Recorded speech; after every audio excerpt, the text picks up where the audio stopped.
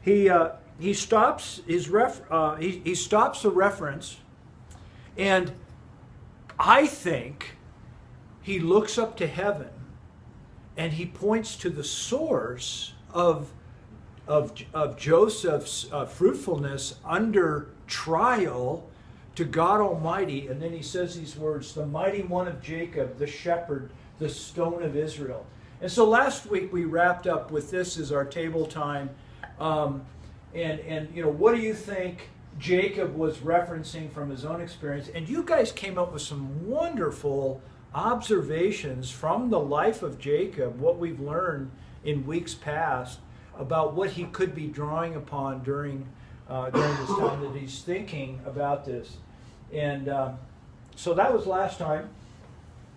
Now I'm going to go ahead and read through this today. I know you guys have read it in the past, but I'm going to kind of walk through it. Joseph is a fruitful bough by a spring. Its branches run over the wall, and the archers bitterly attack him. Not only attack him, but they attack him bitterly, and they shot at him and harassed him. And of course, we tied back Joseph's experience with his brothers early on, with the pit and all of that. 24, his bow remained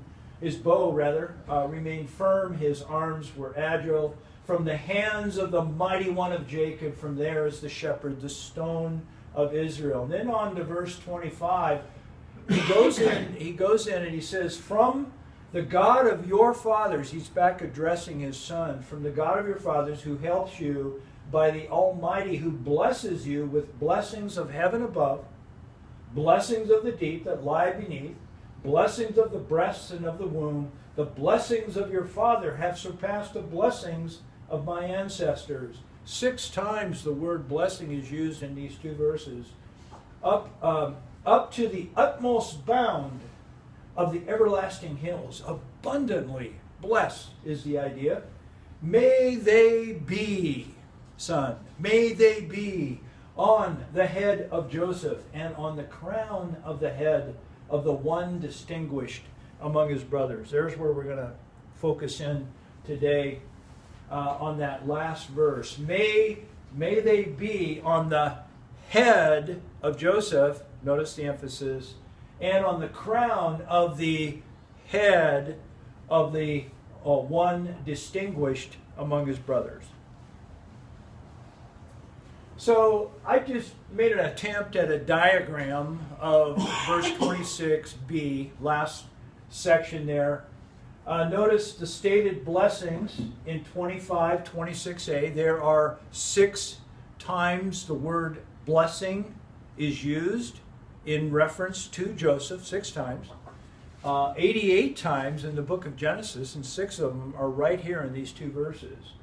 And then it moves to 26b. Here's Joseph, and this double emphasis, these idea that these blessings from God Almighty are to be placed on the head of Joseph and on the crown of the head of Joseph.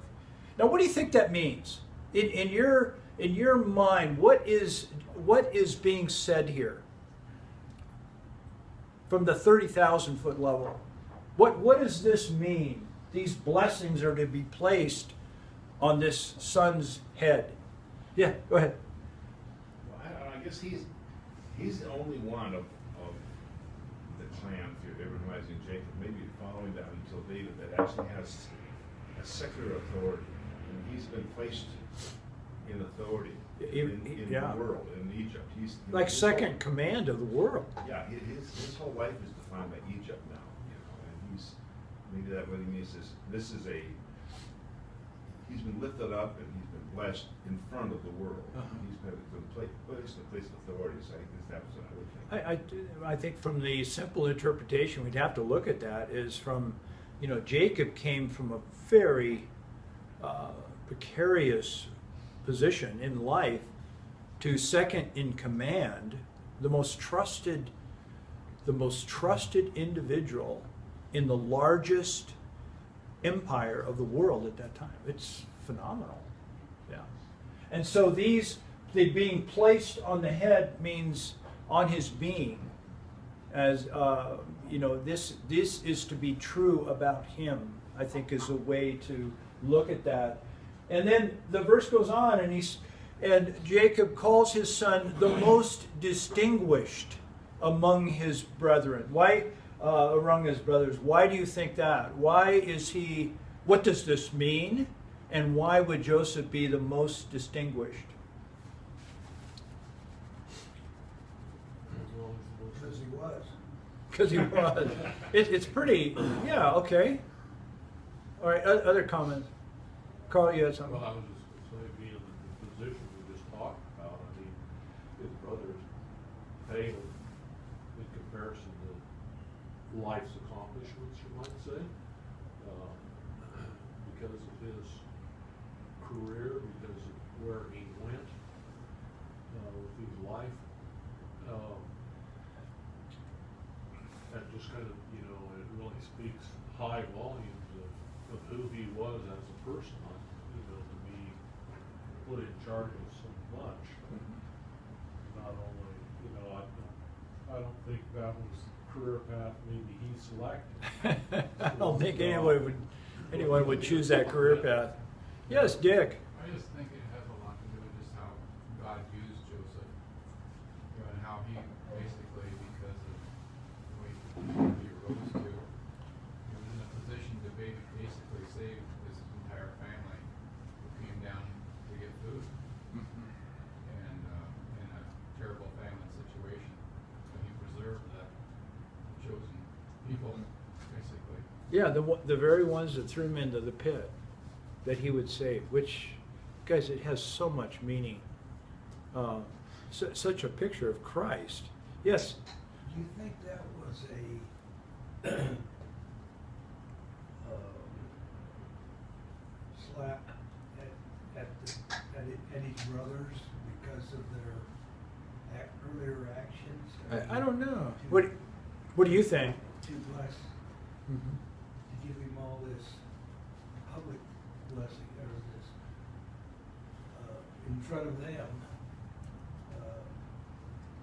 I sort of think, I thought of that. Yeah, yeah. I didn't think of that, but I can certainly see why one would. Okay, anybody else want to comment on what Charlie was saying? No, I think there's a blessing here.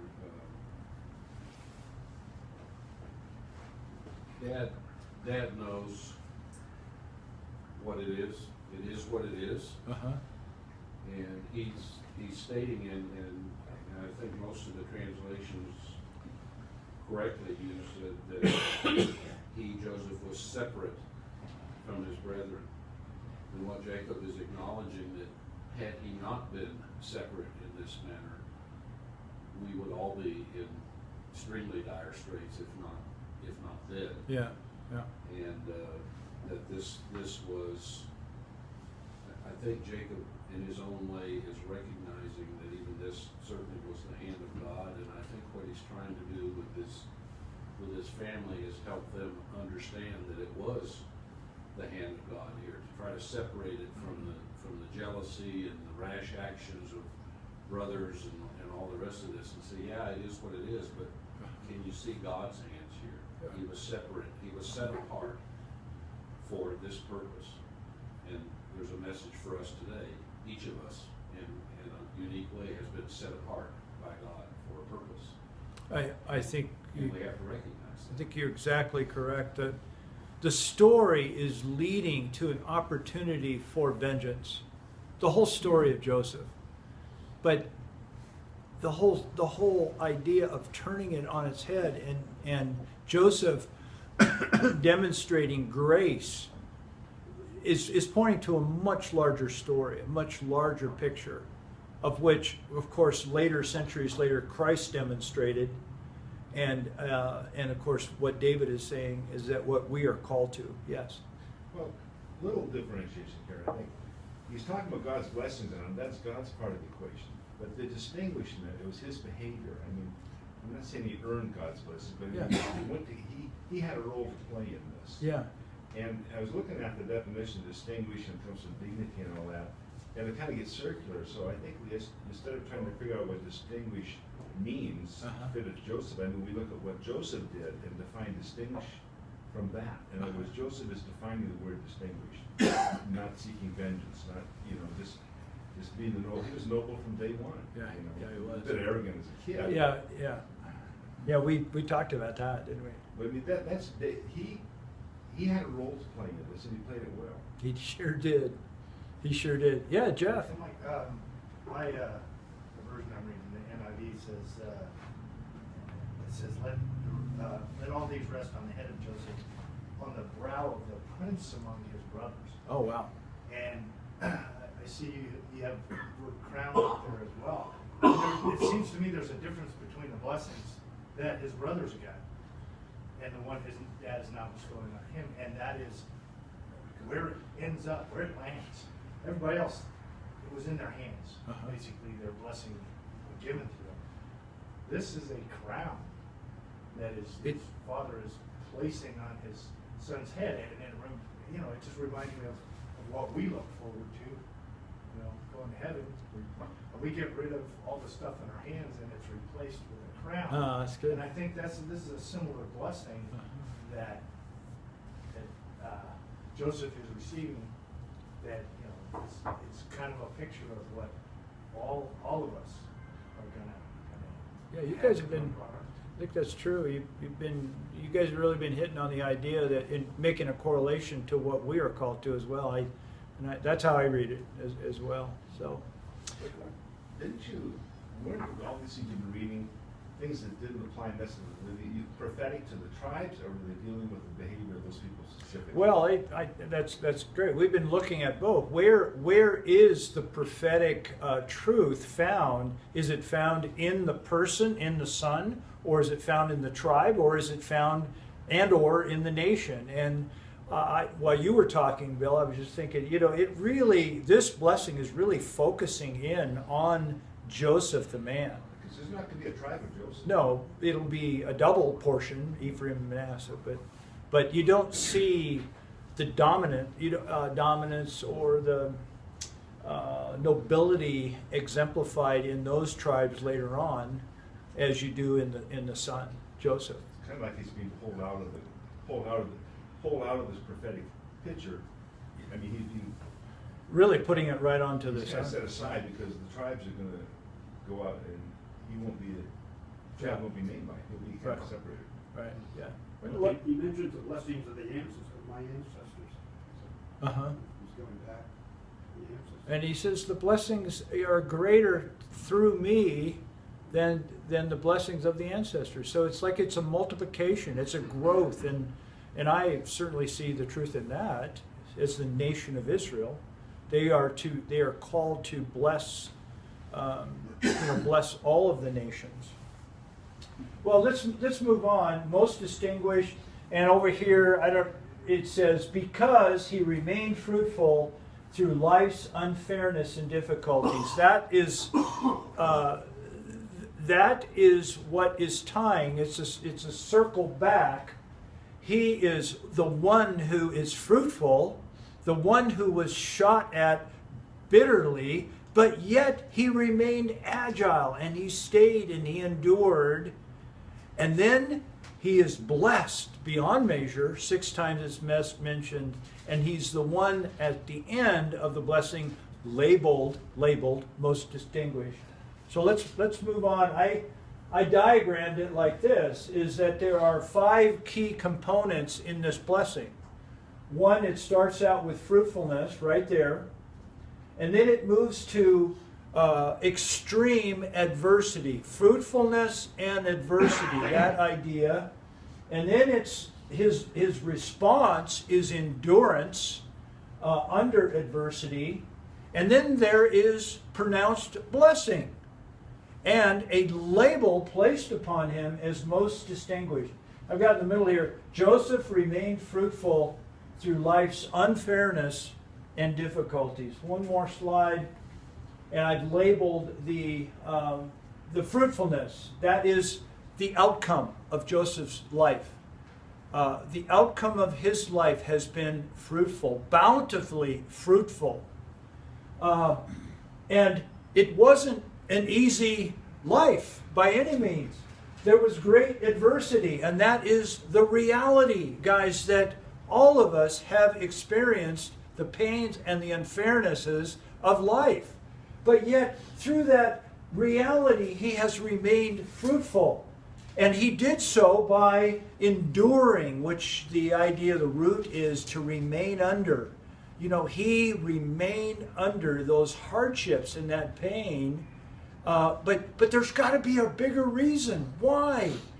And there is where the blessing comes in. I'm calling that the promise. So we have the outcome, the reality, the calling, the promise, and then finally the final label. You know, everything's got a label.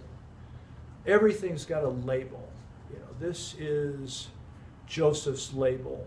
This is his label that we remember him by, the most distinguished among his brothers. So, what I'd like you guys to do now, we're going to take 10 minutes and do our table time.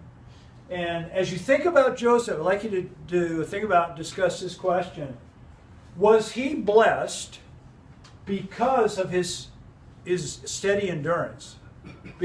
Was he blessed as a result of him staying steady and faithful under this extreme difficulty, or was he, or did he endure because he was blessed? Do you see the question? Or is there a third option? Go, guys, go ahead and go to your table time, and then I'm going to stop the video, and I'm going to capture this one on video because I'd really like to hear what you have to say. So I'm going to stop this right now and go ahead and discuss this